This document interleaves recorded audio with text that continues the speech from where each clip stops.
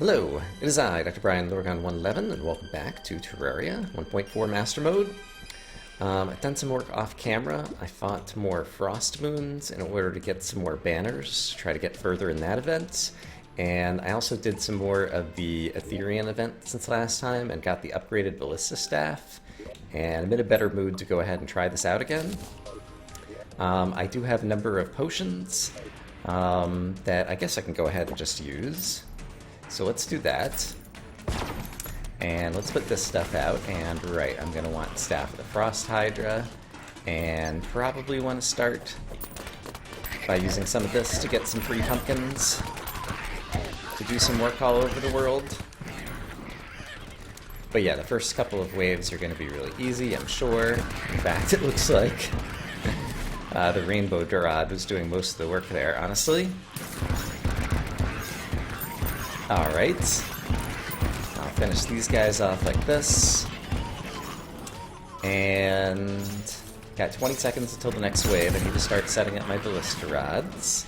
So let's see, I can put 3 of them out, it looks like. So we'll put one here, put one here, and we'll put one here to start. Seems good to me. And yeah, the potions I have are Well Satisfied, Iron Skin, Regen, Endurance, Swiftness, Wrath, Summoning, and Life Force. Summoning! I don't think I have my extra thingy out, but now I do. Alright, and this guy's already dealing some damage, so I need to keep an eye on the wyverns. Right. Brian focuses on the wyverns, turrets, and everybody kind of helps focus on everything else. Need to kind of remember how this event goes, and my health shouldn't be an issue, at least in the early stages of this.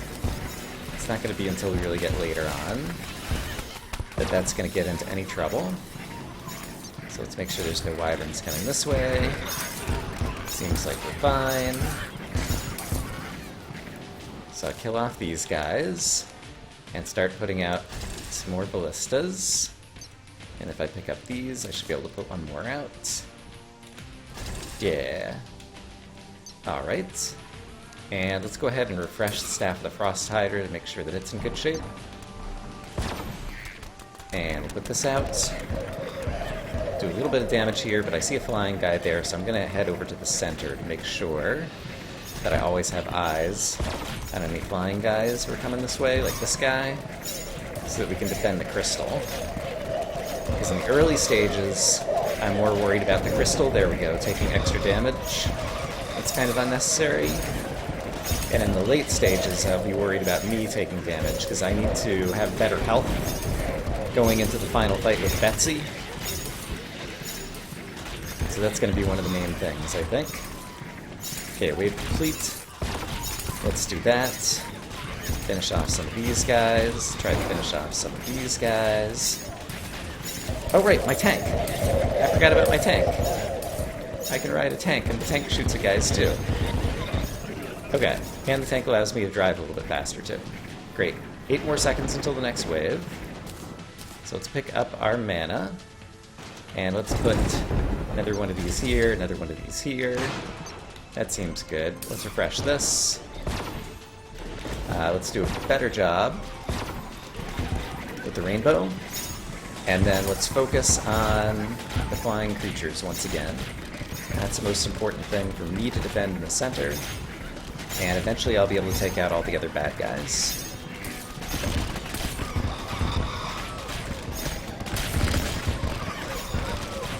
Alright, and so far I'm taking extremely little damage. I will need to refresh my buffs in another minute or so I should keep an eye on them, because I have a few that are only 4-minute buffs. And those are the ones that are going to need some refreshes. Ooh, these guys are getting close. So let's deal some more damage over there manually. Wave complete. I see, there was a summoner, dark mage person, something over here, who's summoning more bad guys, so even though the wave is complete. Right. Okay, so I need to get my butt over here and deal with this boss person. Alright, but we have another wave coming in. So let's go ahead, let's put a ballista a little bit more frontwards. And one out here. There we go. And once again, I need to be ready for flying guys. Okay, we got ogres this time around, who's kind of like a mini-boss. So I gotta make sure I deal plenty of damage to him. Is there an ogre coming over here as well? If there is, I don't see him yet. And everything's doing a fine job defending over there so far.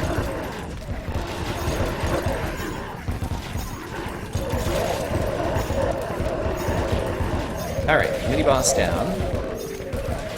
Got a thing you do from it. Right, and if there's a mini-boss, I think they summon bad guys, so I need to like focus on them in order to get the wave to actually complete, possibly. Alright. There were fallen stars. I don't know if fallen stars deal damage to these guys or not. It seems like they probably would. I don't actually know. Let's go ahead and just throw out another ballista here. I'm going to throw out one that's closer to here, and we'll throw out one here. Don't really know what I'm doing, and I do think it's time for me to buff, possibly. So I'm going to buff and see what we get. Looks like I picked up a pet, which, as we know, I'm not all that fond of. Okay, there's a boss on that side. Is there also a boss on this side? Looks like no. So I'm going to leave the rainbow over here to deal with these guys. And I'm going to focus over here where the boss currently is. And this is working great so far. Wrath Potion's dealing lots of damage. I got a Guarding Monk's Belt, which I think is some of the armor that you get from this event, which can be a combination of both summoning and melee, maybe, or something. There's a combination of summoning and something else. Armor in here somewhere. Okay, there's another boss over there. I see possibly that there were some flying guys over here, but I think we're in pretty good shape still over here. So let's leave the rainbow out here to help take care of these guys. Actually see one flying guy over here I want to deal with. And then go back to looking at the boss. Because he needs my attention. And I've been slowed by something. Alright. But the Santa Mount is doing good work. I see. There's this thing here. How many seconds until Betsy arrives? Probably momentarily. So let's put out more of these. Okay, there's Betsy. Focus on Betsy, make sure the Frost Hydra's out, and then try to stay alive. Be ready to heal if we need to. Betsy has a variety of different attacks. She's going to try to attack the thing in the center as well. But I mostly just have to focus on getting Betsy down. This is the big money. Hopefully my turrets and things are doing... they're not defending enough. Heal. Alright, I don't think I'm dealing enough damage to Betsy still, and the turret is going to not be able to stay up. Yeah, okay, so I stayed alive, I dealt a bunch of damage to Betsy. Well, I didn't even stay alive. But we didn't manage to defend well enough, even with all those ballistas. So... Yeah, I might just not be strong enough to do this, but this time I gave it a much better shot. Okay, I'm pretty sure when this happens, the rules of Terraria say I have to buy the companion cube. So we're going to buy the companion cube. And now we own it. I'm doing some work. Let me go ahead and show off what I'm currently working on. Just checking in on the traveling merchant. Oops.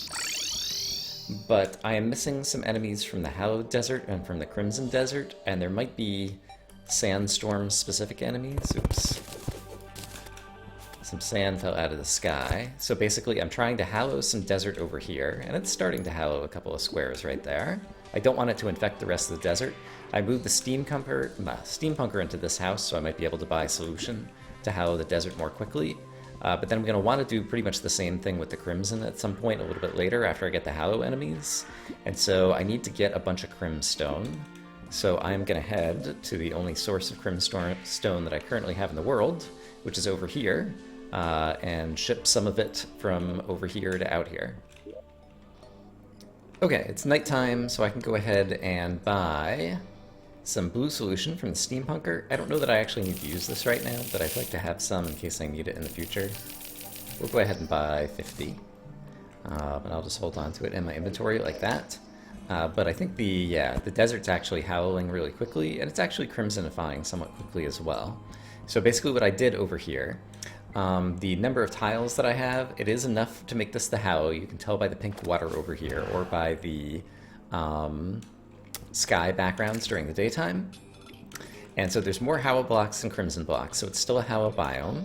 And I have the Hallow sand on top over here, because unless things are changed, the way I understand it is when the game wants to spawn an enemy, it picks a random tile. So let's say it picks one just off screen to the right, somewhere out here, and it then falls down onto the nearest square that it lands on. So let's say it lands like right here. It'll land on Hallow Square. And right now I want to get the Hallow monsters first. I just want the Crimson Sand growing in because it takes a while for the sand to grow in later.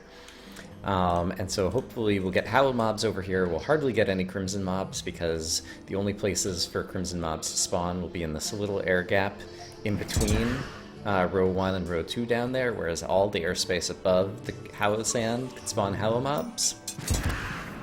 And so I think that'll allow me to do my Hallow experiment, and hopefully when there's a sandstorm, we'll get a sandstorm, we'll get a chance to try to find some Hallow sandstorm mobs if there are any.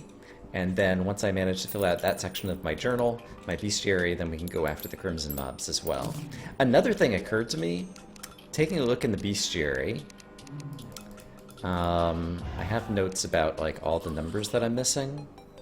But I have 141 and 142, which are corrupt bunnies and corrupt penguins.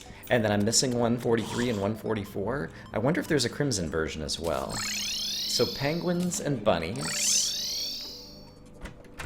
If I had them out during a blood moon in the Crimson. So I think I have penguins and bunnies in here. I guess they would actually be a food ingredient. There's a bunny. We'll take 2 of them in case I screw something up. And do I have any penguins? I don't see penguins there. And I don't think I see penguins there either. Let's go grab some penguins.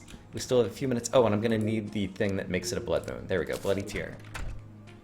So I should be able to find a penguin over here. There's 3 NPCs, which means I typically get lots of critters spawning. And there's snow over here, which is typically where the penguins would spawn on. So let me just hang out here for a minute and see if I can get a couple of penguins. Okay, I managed to catch a couple of penguins. So then, let's go over to the Crimson.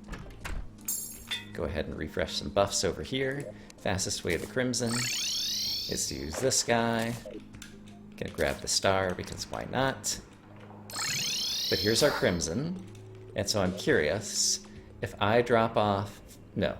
One thing before another. If I change it to a blood moon, and then drop off a bunny, how do I do it?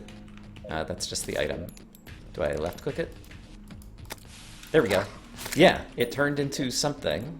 If I go open my bestiary, I didn't see it in there, so I think it turned into a corrupt bunny again. Darn. I'm in the Crimson, but I think it turned into a corrupt bunny. Let's do this. Let's get rid of my Stardust cells so that nothing is attacking, and then try the bunny experiment again. If I can remember how to release the bunny. There we go. It's definitely a corrupt bunny. So despite the fact that I'm in the Crimson right now, it turns into a corrupt bunny. So how am I ever going to, if that's what this is in my journal, how am I ever going to get that out of this world? Is that a bug? Like, I presume the way that they set things up is that you can get everything in your journal from a single world. And so I imagine the penguin's going to do the same thing, but while we're doing the example, yes, that's a corrupt penguin, despite the fact that I'm here in the Crimson. I wonder if it's any different if it corrupts on its own as opposed to me placing it out in the world when I'm in this biome. Is there an easy way to test that? Oh my gosh, look at all the guys out here. Right, it's a blood moon, so I just increased the spawn rate of bad guys. Are there any places that I could get... There might be a bunny. Okay, here's a chance. There might be a natural bunny. Well, it won't be a bunny anymore. Now it'll be a corrupt bunny because we have an NPC here, but if there is a bunny, it's going to be a corrupt bunny already, because it's a blood moon now. So this is also not going to do the test that I wanted to do. Darn. Alright, I had such great ideas, and they're not working out. Okay, I feel a little silly because I had to look it up. But something that just didn't occur to me in terms of transforming guys is vicious powder. This is the stuff that you get from crafting the crimson mushrooms that we get growing on the crimson grass. And I already had to craft up a bunch of it in order to make the bloody spine, the thing to summon the brain of Cthulhu in the first place. But I forgot that just like purification powder, that for example we pour on the tax collector downstairs when he was originally a tortured soul or whatever to transform him, can also be used on these. So let me actually turn off my Stardust cells again. Oh, the rain stopped, that's nice. But if I have a bunny here, hey, go away, and sprinkle some vicious powder on him, there we go, vicious bunny. It's a new enemy. And similarly, if I have a penguin and sprinkle some vicious powder on him, there is a vicious penguin. Alright. And then, if I go take a look in my bestiary, let's go ahead and get those Stardust cells back out here. Actually, I will be much more protected if I take a look at the bestiary when I'm safe inside the house. So let's go over here. But now if we open up the bestiary and I go back to 143, I think it was. So yeah, corrupt bunny, corrupt penguin, vicious bunny, vicious penguin. Great. So those are two of the guys that I'd had on my list for a while that I just couldn't figure out. So sad that I had to look it up. I wish I would have kind of thought that through, but I didn't quite get it. That said, while we have the vicious powder in our inventory and we're talking about it, there's something else that I can do with it that also just hadn't occurred to me before, which is I was waiting for the corruption to spread on all this desert, but I could always just use the powder and go bloop and change some of these desert squares into corrupted desert squares just like that. It's pretty much all changed through already, but that is a quicker way to do it. And obviously I have the blue solution for the Clintaminator if I want to Clintaminate the desert up top here to turn into more Hallow Desert. But I think I'll wait until the next time there's actually a sandstorm to try to go after some more desert enemies up in these parts. But yeah, there's a couple more enemies in my bestiary. Let me take a look at my list and see what else I have to try to go after. Okay, I'm missing enemy number 318, which comes after Corrupt Pigron and before Dark Mummy. So I think this has to be in either Underground Corruption or Underground Desert. And we have a good spot to get both of those right over here. So I think I'll meet you guys over there and we'll go explore that area. Okay, so in this area, Antlions will have a banner. Might as well just hang it right here. Gonna be plenty of those guys. We're definitely in Corrupted Desert. And I see guys like the Lamia over there. And this is obviously parts that I haven't explored, I think. Just based on the fact that the, there was a, some kind of desert guy. It was like some kind of summoner thing. Based on the fact that there's still some cactuses standing. I don't think I've actually gone through this particular cave before. And if we move just a little ways... Yeah. Go away, you crazy Dune Splicer. That guy? Yeah, I'm pretty sure I've seen that guy before. Right, and he summons those little explosion things that come after you. If I go over in this direction, then we just end up in just kind of normal underground corruption. Hey, 50th Slimer. Let's go ahead and hang a banner for that as well. I'll just hang it right over here. Yeah, we're kind of right on the border between the two biomes over here anyway. Oh, is that a strange plant? That's a strange plant. That's another thing that's on my to-do list, is to make a display for the strange plants, because that's just something I always enjoy doing. For reasons. Alright, so that guy was called Desert Spirit, I think. And I see just a bunch of normal underground desert enemies. There he is again.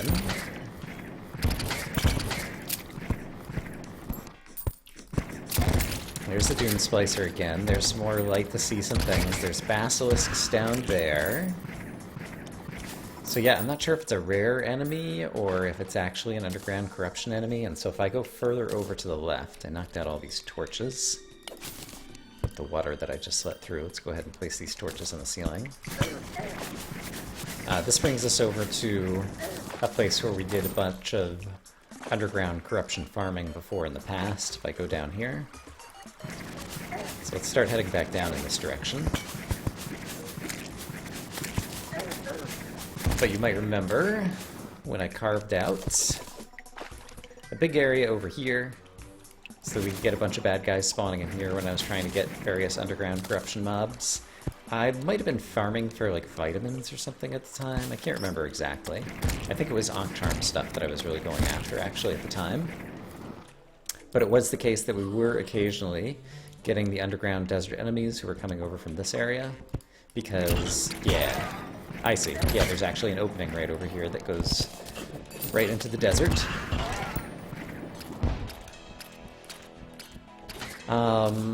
But yeah, if it was safe enough, and I think it could be safe enough, if I go hide in a corner somewhere, even right here might be good enough. I just want to open up the bestiary again. So yeah, it looks like I might have picked up a bad guy somewhere in here, because we went from... Pigron used to be there, and now he's over here. I don't think... Oops, crap. I don't think I was missing something right around there, though. Right, that guy's gonna have some explosions right on top of me. Okay, so it's not safe just to be in my inventory. Because guys can summon explosions on top of me. Yeah, I don't know. Like, I appreciate the fact that the bestiary is in an order that kind of, quote-unquote, makes sense and gives you some steering to try to find the mobs that you're missing.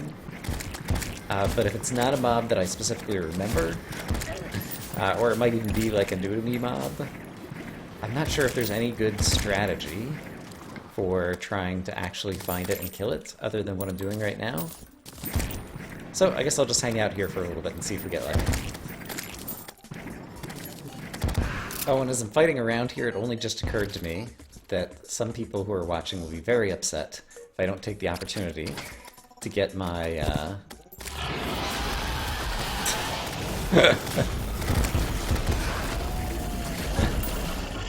I forgot just how loud that was. Don't get my companion cube to fall in the lava, just so they can hear that sound. Will it happen again, like immediately? I'm curious.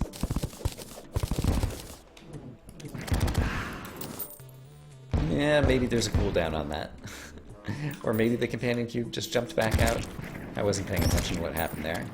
In any case, the companion cube makes a crazy noise when you drop it in the lava, which is one of its selling points, I imagine, as far as pets go. Yeah, I think he's immune to lava for a little while now. Alright, good job, companion cube. Alright, well, I spent a lot of time in the underground corrupted desert, and I still have not found whoever enemy number 318 might be. So maybe there's some other condition, maybe it's a sandstorm, maybe it's a blood moon, maybe it's something else that I'm not thinking of.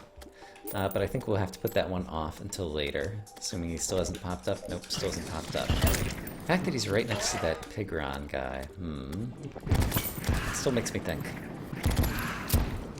Interesting, one that I had on my list, this must be the one I just found. Giant Antlion Swarmer, 224, had been previously unfound.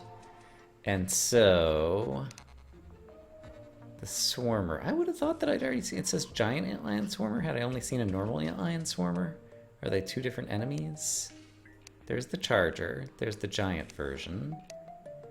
The Swarmer must be somewhere else. I guess I could find him in here. SW.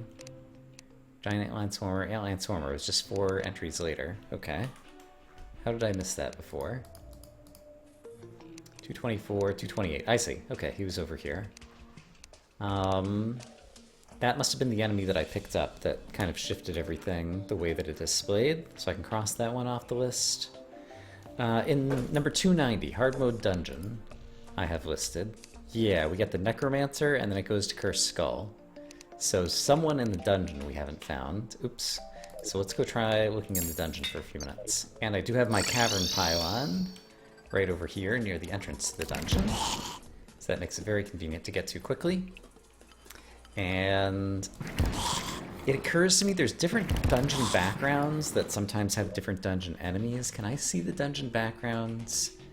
Yes. I think there's only 2. If there are only 2 backgrounds, I can see the transition happens right here.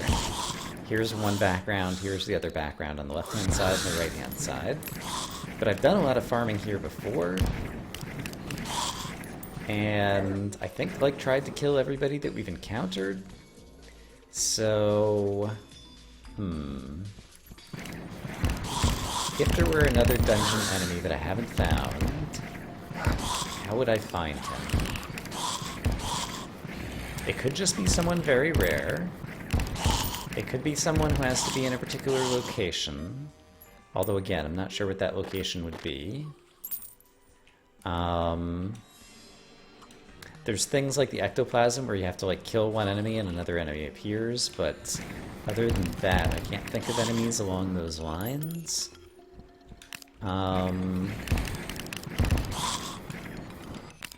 Yes, I don't know a strategy, so I'm just going to hang out in the dungeon for a little bit and see if we happen to come across anybody new.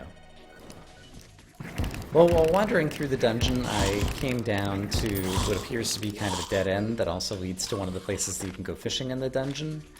And I did this once before, but it occurs to me I did happen to glance. We're currently in 1.4.0.5. The .5 is relatively new. And I remember seeing something. Let me actually use my best bait, because I'm not going to take off my armor.